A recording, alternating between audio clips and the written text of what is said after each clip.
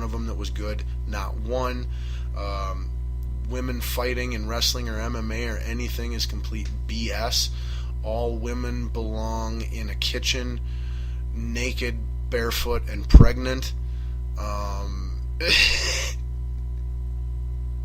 You know, and again, like I had to explain to a few people that, like, because of generational differences, that like a lot of the words he's using here are like really old sayings that like my parents and grandparents used to say or had heard at least and were familiar with. You know, the whole in the kitchen naked and barefoot thing. Whereas I think a lot of people nowadays are so in the politically correct era and generation that they're not even familiar with these old cliche, you know, politically incorrect sayings. So they think that these are this guy's actual words and feelings and things like that. When I read the thing, it sure sounded to me like he was just trying his very best to cut a heel promo for the live audience that was there watching the show, but nobody got it. Nobody knew how to take it. And so everybody just fell silent and awkward and dumbfounded. But it's going to be, we should know soon, because, I mean, honestly, if it was real, WWE should have already terminated his Legends contract and pulled any merchandise and stuff and announced that, you know, due to his views and stuff, we're, you know, severing our ties with him. This just like they did to Hulk Hogan a month ago when his comments came out. So, you know, like I said, I didn't get too worked up about the comments. I thought they were shocking, but I thought they were hilarious because you could tell they were so over the top trying to get a rise out of people. And then when I found out that, no, this was his own idea, like he took it upon himself to bring up the topic and talk about it, I'm like, it's a work. It's totally a freaking work. But no confirmation on that, and it does have countless people in a freaking frenzy. So wanted to share that with you. Thought it was really good. But we got to wrap up the show. Holy guacamole. Yeah, we got to go here. So, all right, let's see. What can we come up with for Ball's Deep Thought of the Day? That's what we close every show with here. We try to close it with some kind of question or deep thought. So, all right. Ball's Deep Thought of the Day is this. We're going to bring it back to the Balls on Fire topic gripe regarding the Little League World Series.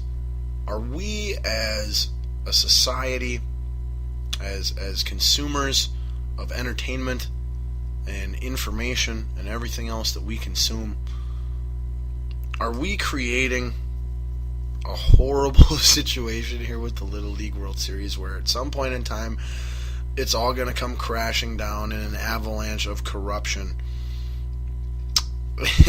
you know, via FIFA or something along those lines? Can we?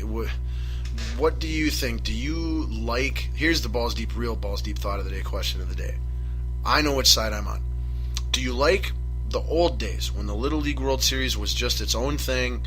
You know, if you won it, you won it, but, you know, you got your picture in the paper or something. Or maybe if you won the whole championship, you got, you know, 30 seconds of highlights on a sports show or something along that lines. Do you like it when it was that way better? Or do you like it now, where literally every freaking game that is played over the 2-3 weeks of that tournament is on some Espen television station?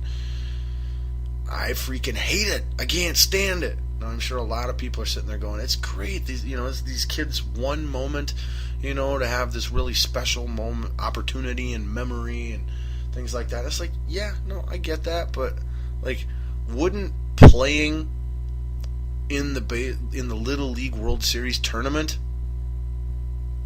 isn't that experience and being in those moments like memory and accomplishment enough where we don't need to put it on TV and try to make these kids into celebrities and these coaches into celebrities and everything that's going on into a reality TV show? That's basically what it is. The Little League World Series is a reality TV show that they cram down our throats for 2 to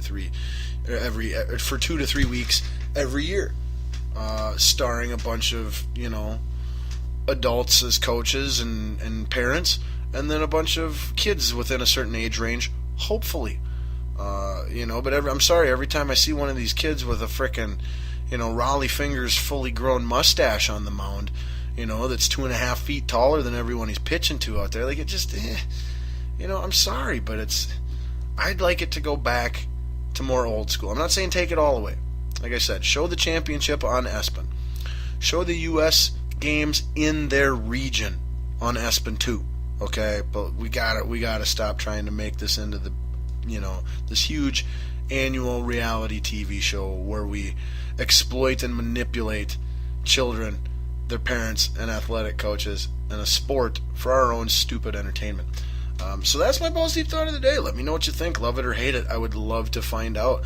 Like me and friend me on Facebook at Scotty-Ball, or please, my preferred method, follow the show on Twitter at BDST Show.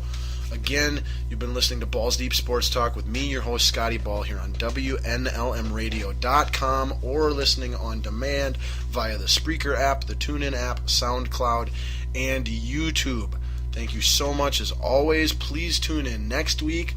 Help spread the word. Who knows, maybe this week or next week we'll break 700 listeners for the first time, and we'll just keep getting bigger and bigger and keep growing and growing until it's so swollen up it explodes. But anyway, that's all the time we got for tonight. Again, I'm Scotty Ball. This is Balls Deep Sports Talk. See you next week. Same Balls Deep time, same Balls Deep channel. I'm out of here. Peace.